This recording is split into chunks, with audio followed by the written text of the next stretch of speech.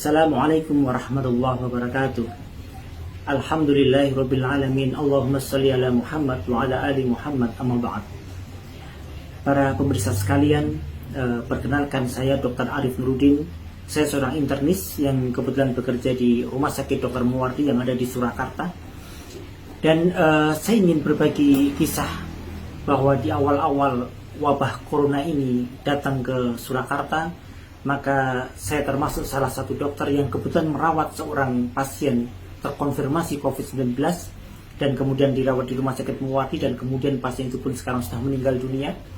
Sehingga pada saat itu saya pun akhirnya berstatus sebagai ODP dan harus diisolasi selama 14 hari.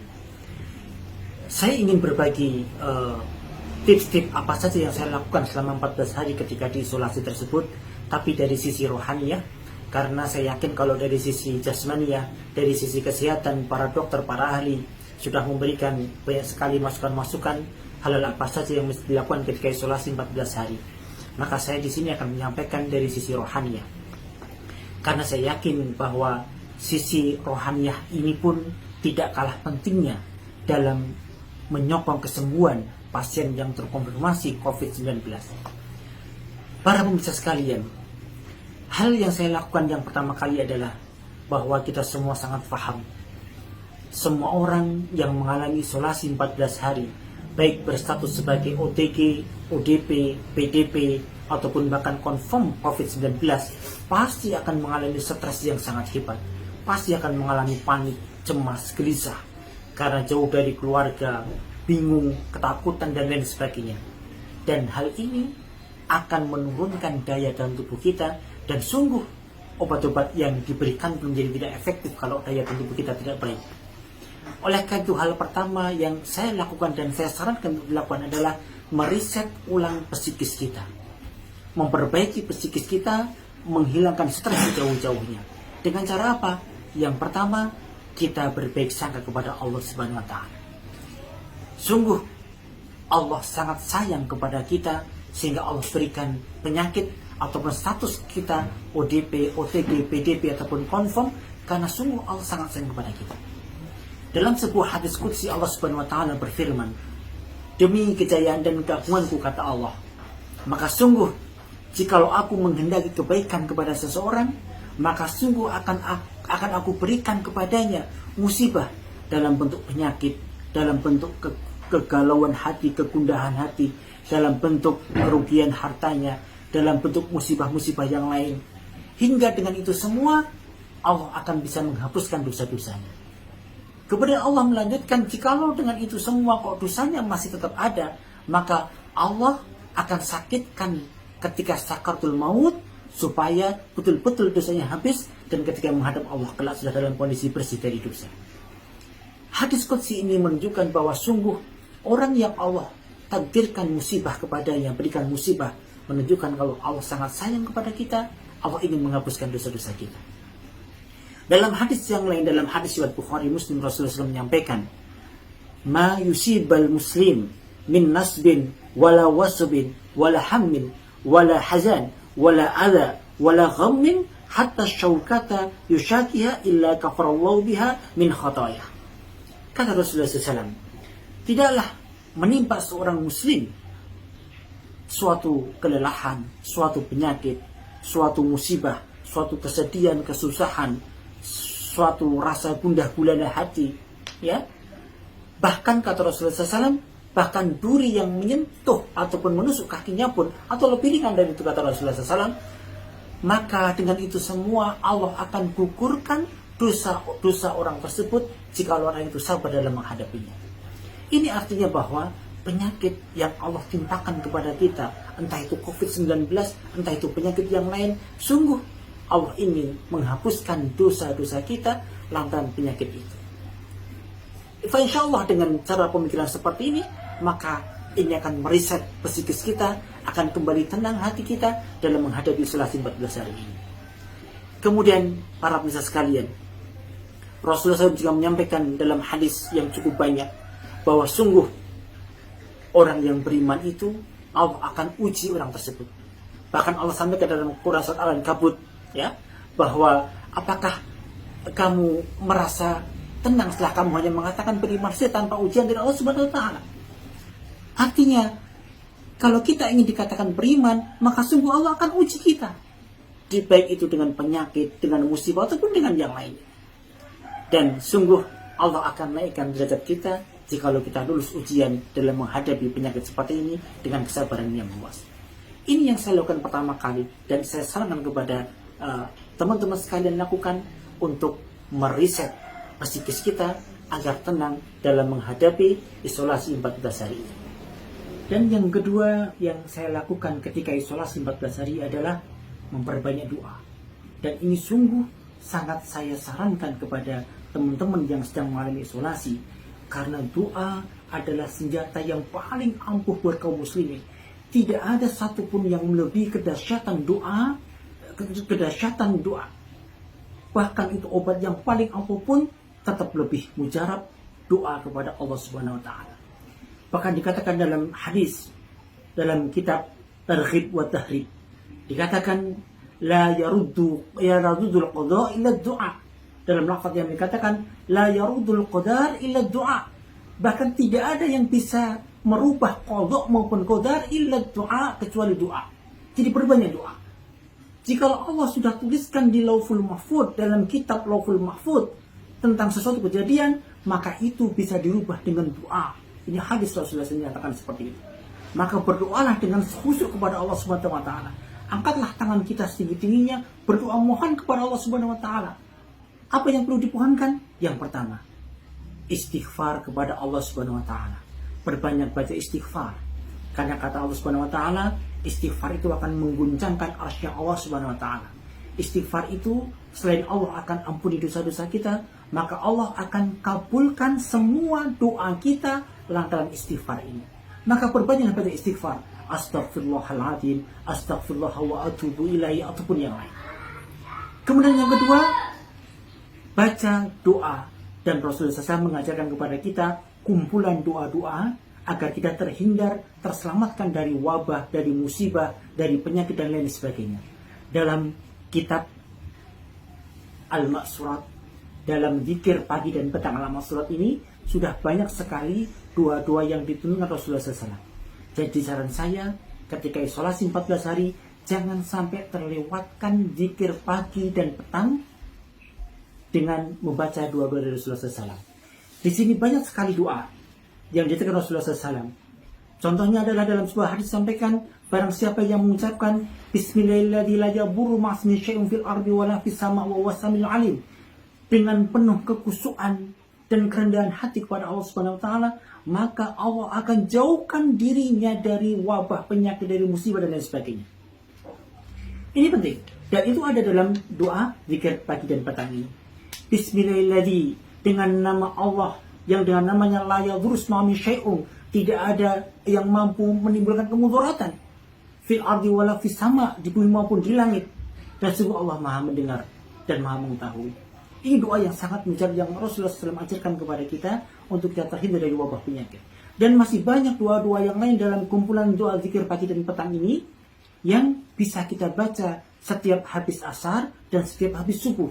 Baca doa zikir pagi dan petang, jangan sampai terlewatkan. Di samping itu, pada waktu-waktu yang mustajab, pada sepertiga malam yang terakhir, bangun kemudian salat tahajud semampunya. Kemudian setelah itu ketika sujud pada salat tahajud, berdoalah kepada Allah Subhanahu wa taala dengan menangis, mohon ampun kepada Allah, mohon dibebaskan dari segala macam penyakit, mohon dihindarkan dari segala macam wabah dan lain sebagainya. Kemudian berdoa lagi ketika habis adzan, antar adzan dan iqamah. Kemudian pada sujud-sujud terakhir dan lain sebagainya. Maka perbanyaklah doa, karena doa itu kata Rasulullah SAW, ad-doa huwal ibadah, doa itu merupakan ibadah. Dan Allah sangat suka, Allah sangat cinta kepada orang-orang yang mau menengadahkan tangan berdoa kepada Allah Subhanahu wa taala. Teruslah berdoa. Basahi bibir ini dengan lafal-lafal doa kepada Allah Subhanahu wa taala, dengan istighfar, dengan taubat, dengan doa-doa yang lain. Fa insyaallah Allah akan kabulkan, Allah akan berikan kesembuhan lantaran doa-doa kita. Dan yang ketiga yang saya lakukan adalah setiap detik demi detik di dalam isolasi itu tidak ada hal lain yang saya lakukan kecuali selalu ada Al-Quran di samping saya. Habiskan waktu kita untuk membaca Al-Quranul Karim. Kalau bisa khatamkan 30 juz dalam 14 hari isolasi tersebut. Sungguh Al-Quran merupakan mujizat dari Allah Subhanahu wa taala yang memiliki faidah yang sangat luar biasa. Dikatakan dalam hadis Rasulullah SAW, "Alaikum bisyafa'aini al-asal wal Quran." Jadikanlah dua macam obat buat kalian, al-asal yaitu madu dan Al-Quran Karim yaitu Al-Quran. Bacalah Quran fa insyaallah dia akan bisa menyembuhkan semua penyakit-penyakitmu dengan Al-Quran Karim fa insyaallah. Maka hiasi detik demi detik, menit demi menit dengan senantiasa membaca Al-Quran Karim, membaca dengan tartil dan lain sebagainya. Dan dalam Al-Quran Karim Allah sampaikan dalam sebuah ayat bahwa sungguh dengan membaca Al-Quran dengan berzikir itu akan bisa menenteramkan hati. Dan orang yang hatinya tentram, pasti sistem imunnya akan meningkat, akan naik. Dan kalau sistem imun akan naik, maka sungguh virus apapun tidak akan bisa mengganggu kepada tubuh kita. Maka bacalah Quran selama penantian 14 hari itu. Selesaikan 14 hari itu dengan 30 juz. Karena Quran ini selain nanti manfaat di dunia, kita pun akan bisa dapatkan manfaatnya di akhirat kelak. Dikatakan dalam hadis, "Iqra'ul Quran fa innahu ya'ti yaumal qiyamah syafi'an li ashabi." Bacalah Quran karena sungguh dia akan bisa memberikan syafaat buat kalian nanti di yaumil qiyamah buat para pembacanya. Dan kemudian dalam hadis yang lain disampaikan, ketika besok kita di alam barzah, di alam kubur, ketika kita kebingungan, ketika kita terkaget-kaget dengan suasana tanah yang menghimpit kita dengan gelap gulita, maka tiba-tiba akan ada secercah cahaya yang datang dan dia berubah menjadi seorang yang sangat tampan dan dia mengatakan, "Aku adalah Al-Quran, aku adalah bacaan Quranmu yang kau baca setiap hari. Maka sungguh aku akan menemanimu di alam barzah sampai dengan nanti yaumil qiyamah." Maka bacalah Quran selama 14 hari ini. Dulu ketika kita sibuk dengan urusan dunia, tidak pernah sempat, bahkan menyentuh Quran pun tidak sempat. Maka saat inilah saat yang paling tepat Allah inginkan kita baca Quran selama 14 hari ini dengan maksimal waktunya untuk membaca Al-Quran Karim. Para pemirsa sekalian, selanjutnya yang saya lakukan ketika penantian 14 hari di isolasi tersebut, kita semua paham bahwa mungkin kita jenuh dengan ritual-ritual yang kita lakukan. Maka sekarang ada fasilitas video call, maka teleponlah, jalinlah tali silaturahim dengan orang-orang yang sudah lama tidak pernah bertemu, telepon. Karena sungguh silaturahim itu, menjalin tali silaturahim itu akan memperpanjang umur kita. Dalam hadis sahih Rasulullah menyampaikan, "Man syarahu ayub satalu fi rizki au yunsalu fi asari falyasil rahimah." Barang siapa yang ingin dilapangkan rezekinya, dipanjangkan umurnya, falyasil rahimah, maka sambunglah tali silaturahim. Ambil telepon kita, tidak usah kita melihat-lihat, membaca-baca berita-berita kematian karena COVID, tidak perlu buat kita. Bahkan itu nanti akan membuat stres. Maka carilah nomor telepon, kontak telepon orang-orang yang sudah lama tidak kita silaturahim, maka teleponlah untuk menjalin tali silaturahim. Falyasil rahimah. Itu perbuatan perkara yang insyaallah akan lantaran kita, Allah akan panjangkan umur kita dengan bersilaturahim seperti itu. Telepon orang tua kita, telepon saudara orang tua kita, telepon pak adi kita, bude kita, dan semua teman-teman kita yang sudah lama tidak pernah bertemu, maka diteleponlah. Insyaallah ini akan memperpanjang umur kita. Kemudian yang berikutnya yang saya lakukan adalah saya mencoba melihat ada tidak rezeki Allah yang Allah limpahkan kepada saya. Kalau memang ada, maka bersedekahlah. Sungguh sedekah itu salah satu fadilahnya adalah akan bisa mengobati semua penyakit, akan bisa menjauhkan dari wabak. Kata Rasulullah SAW dalam hadis bahwa sesungguh sedekah itu lebih cepat datangnya dibandingkan dengan datangnya musibah. Maka bersedekahlah. Kalau perlu bersedekahlah dengan maksimal uang yang kita punya. Cari orang-orang yang miskin, pencet tombol pin kita, ya, yang ada SMS banking, pegang SMS bankingnya, kemudian kirimkan transfer ke rekening yang membutuhkan. Banyak sekali pondok-pondok pesantren yang belum selesai dibangun, banyak sekali masjid-masjid yang belum dibangun, banyak sekali orang-orang yatim yang memang butuh uang, apalagi dalam kondisi sekarang ini, dalam kondisi ekonomi yang sedang kolaps seperti ini. Maka sedekah kita insya Allah menjadi waktu yang paling utama untuk kita bersedekah. Dan sungguh dalam sebuah hadis yang sangat masyhur dikatakan bahwa sedekah itu, kata Rasulullah SAW, khairum minad dunya wa ma fiha. Sedekah yang secara sembunyi-sembunyi, kata Rasulullah SAW, khairum minad dunya wa ma fiha, lebih baik daripada dunia dan isinya. Maka sambung tali silaturahim. Yang kedua, bersedekah sebanyak-banyaknya. Kalau kita punya uang, kalau sudah tidak punya uang, maka sedekah dengan cara yang baik. Karena tersenyum kepada orang lain adalah sedekah, kata Rasulullah SAW, tabassumuka ala sadaqatin. Senyum kepada saudaramu adalah sedekah. Kemudian dalam hadis yang disampaikan, berzikir pun dikatakan wala takbiratus sedekah, wala takbiratus sedekah, wala tahlilin sedekah, wala tahmidin sedekah. Bacaan takbirmu, bacaan tahlilmu, bacaan tahmidmu adalah sedekah semua. Maka sedekahlah ketika masa-masa penantian isolasi 14 seperti ini. Insyaallah ini akan menjadi lantaran kita semua dari semua penyakit-penyakit kita. Para pemirsa, teman-teman saya yang saat ini Allah takdirkan menjalani isolasi, entah sebagai OTG, ODP, PDP ataupun confirm COVID-19, maka bersabarlah sekali lagi, bahwa kata Rasulullah SAW, barang siapa yang bersabar atas musibah yang Allah berikan kepadanya, maka Allah akan berikan ganjaran pahala bi khairi hisab. Mana bi khairi hisab adalah tidak terhingga. Kemudian sahabat bertanya, Rasulullah, sampai kapan kami harus bersabar? Kata Rasulullah SAW, sampai nanti engkau bertemu denganku di telaga Kausar nanti di akhirat kelak. Artinya sabar itu tidak ada batasnya. Apa definisi sabar? Sabar adalah tidak mengucapkan, tidak melakukan perkara-perkara yang Allah tidak ridho. Maka tidak boleh kita mengeluh, tidak boleh kita menyalahkan, tidak boleh kita bersulo dalam istilah Jawanya menghadapi isolasi selama 14 hari ini. Maka insyaallah kesabaran kita ini akan membuahkan hasil yang sungguh sangat luar biasa. Allah akan datangkan kesembuhan kepada kita, dan Allah akan berikan pahala kepada kita bi khairi hisab, dengan pahala yang tidak terhingga. Teman-teman sekalian yang sedang mengalami isolasi selama 14 hari, maka terakhir saya sampaikan, jadikanlah isolasi 14 hari ini sebagai pintu hijrah kita. Jadikanlah isolasi 14 hari ini sebagai evaluasi diri kita, merenung kita. Selama ini, umur yang kita habiskan selama ini, apakah sudah cukup ketika nanti Allah panggil diri kita? Apakah sudah cukup bekal ibadah yang kita lakukan untuk menghadap kepada Allah Subhanahu wa Ta'ala? Atau malah lebih banyak dosa yang kita lakukan selama ini?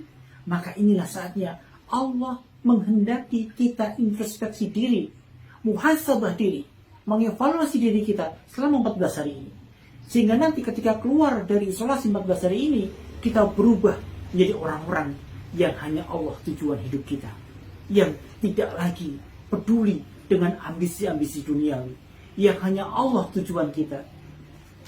Menjadi orang-orang yang sungguh sangat takut melakukan perbuatan kemaksiatan, takut Allah segera ambil nyawa kita ketika amal ibadah kita masih kurang. Maka jadikanlah isolasi 14 hari ini sebagai wahana buat kita semua untuk berubah menjadi sesuatu yang dulu kurang baik, menjadi sesuatu yang lebih baik lagi, dan menjadi seseorang yang sudah siap kapanpun Allah ambil dari kita.